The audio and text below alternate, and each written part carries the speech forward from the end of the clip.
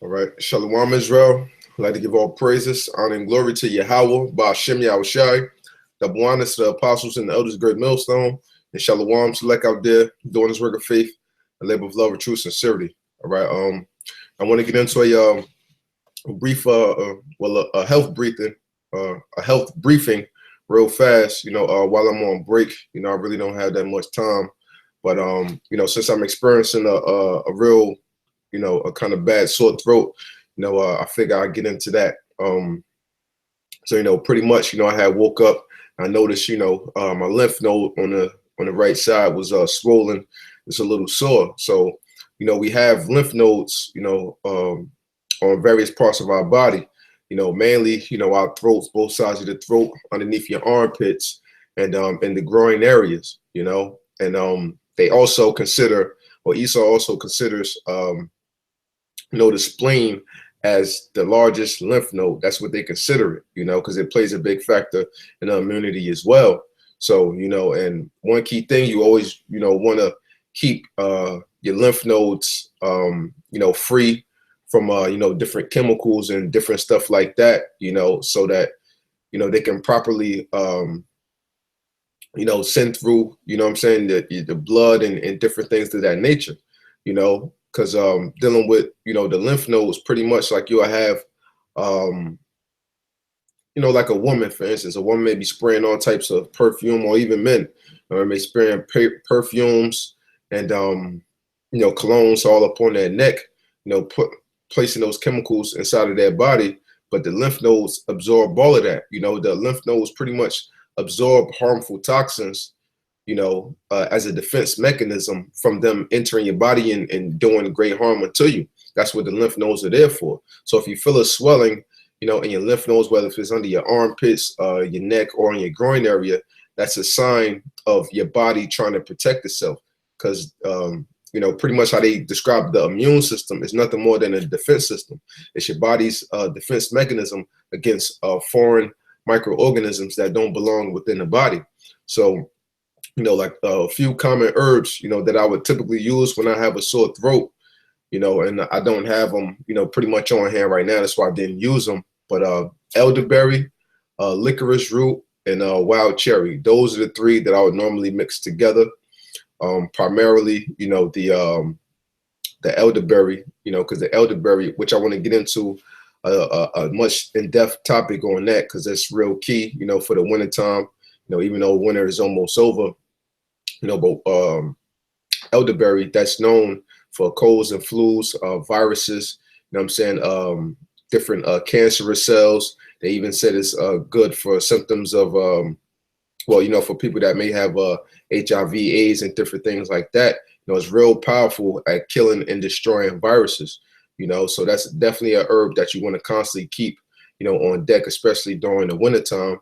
And then, during the spring, you will have certain herbs, that you'll want to use during the spring, because, you have herbs for certain seasons and you have fruits and vegetables for certain seasons. And, right now is the season for, you to be using the elderberry. But as, I'm saying, but, as the weather starts to break and get better, than what spring, the pollination and different things like that. So now you'll want to use certain herbs like nettle or linden leaf, which are good for allergies and just spring herbs in general, to keep your health and your immune system up and well and going, so that you don't succumb, to the ill effects of, the changing of the seasons, because everybody gets sick, around the changing of the seasons, because you may have it, real cold one day, warm the next, so it's back and forth, what I'm saying, which causes an imbalance within the body to, for you to increasing your chances of getting sick, actually, so, and dealing with the licorice root is real powerful, because that's good for cold and flus and different things as well. Anti-inflammatory is known as an expectorant herb, X meaning out, pectorant comes from, the pectoral muscles, it means to get out your chest. So expectorant basically means to, to spit out your chest, helps you get up all that phlegm from, your lungs, your respiratory system and things of that nature.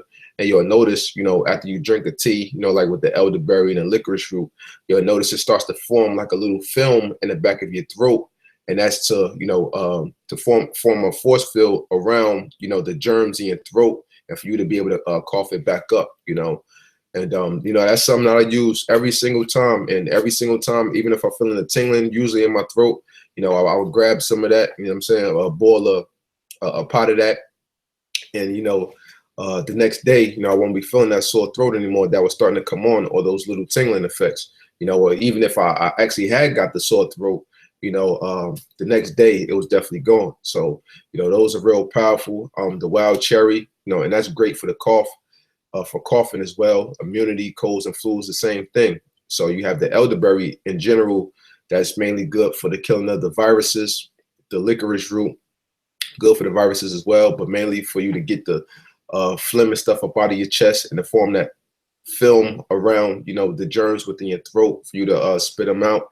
And, if you have a cough, that's what you would have the wild cherry for, a nice little combination, what I'm saying, of immunity booster, and to rid you of whatever common cold, flu, or sickness that you may be feeling, and pretty much, I believe that's pretty much it. As far as this topic, like I said, this is just a real quick health briefing that I want to get into. Being as though I was going through this, myself. So trying to think, is there anything else? Yeah, Lord's willing, I go more in depth as far as mainly the wild cherry and the elderberry, because those two are real key herbs, and wild cherry as well. A side note, that's used, you can actually use wild cherry to make a wine, and make a real potent wine. But yeah, that's another thing I wanted to say too. The best results, that you can actually get from using this combination is, you can make a tincture out of them, or you can just boil them in a pot.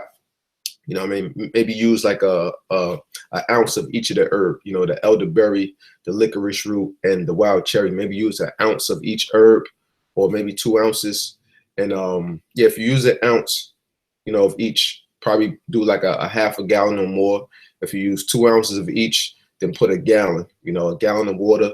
Let the pot boil. Once it gets to a boil, turn it down and just let it simmer. Let it simmer overnight.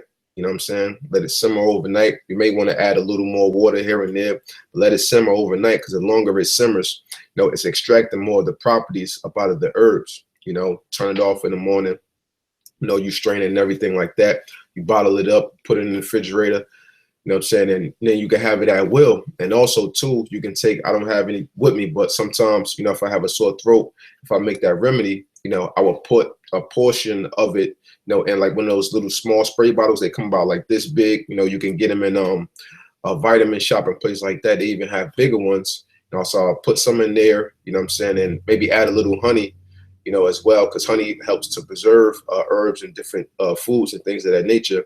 What I'm saying, add a little honey to it, or whatever the case may be, and just carry the little spray bottle around with me, and I'll randomly just spray the back of my throat, throughout the day. If it's cold out and if I'm experiencing, a sore throat, just spray it in the back of my throat throughout the periods of the day, just to feel relief from it, or so that the situation actually doesn't get worse, So that's another great tip that brothers can try to incorporate as well, if you would like to use that herbal concoction, So with that, I'm gonna just grab this scripture, because dealing with these herbs, we can never forget Yahweh Shem Yahushua, who heals us of all things and who's always there for us, what I'm saying, no matter what.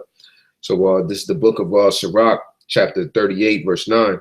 My son, in thy sickness, be not negligent, but pray unto the Lord, and he will make thee whole, So everything is of Yahweh Shem Yahushua.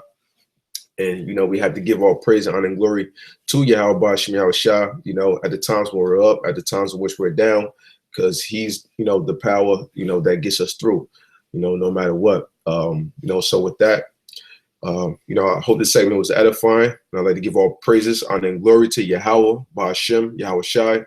Double honors to the apostles and the elders of Great Millstone. And shalom to Lek out there doing this work of faith, live with love and true sincerity. Shalom.